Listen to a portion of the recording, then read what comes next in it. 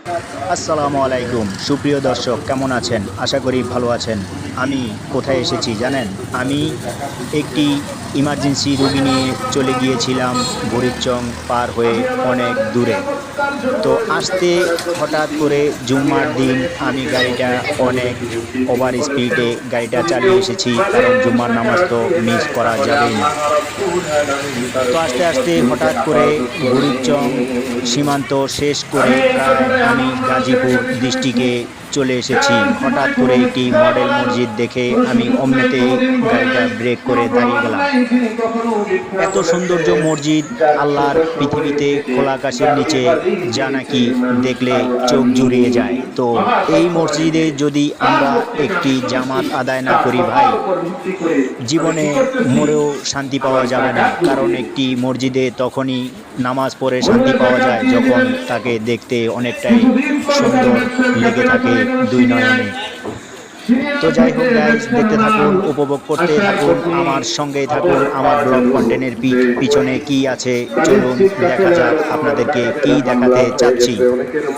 তো গাজীপুর অবস্থিত এই মসজিদটি আমার কাছে যখন ভালো লেগে গিয়েছে আমি নেমে গেলাম নামাজের উদ্দেশ্যে। নামার পরে হঠাৎ করে সামনের দিকে এগিয়ে যেতে থাকলাম।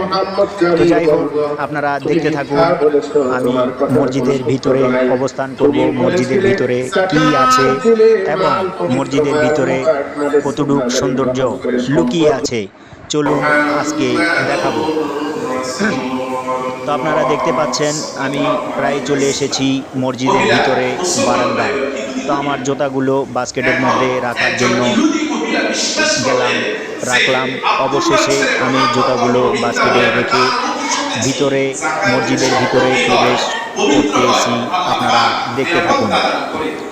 তো যাই হোক, আমি সব কিছু সীমা অবলম্বন করে ক্যামেরাটা চালু করে আপনাদেরকে সৌন্দর্য কিছু দেখানোর জন্য এবং আপনাদের ভালো লাগার জন্য আমি আমার ক্যামেরা বন্দি না করে পারলাম না।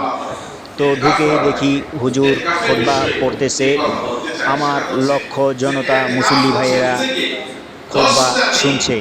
তো আমি অমনিতেই বসে গেলাম আমার মুসল্লি ভাইদের পিছনে খুতবা শোনার জন্য। তো যাই হোক গাইস, আমার ব্লগ কন্টেন্টগুলো যাদের কাছে ভালো লেগে থাকবে অবশ্যই লাইক কমেন্ট শেয়ার করে দিতে ভুলবেন না।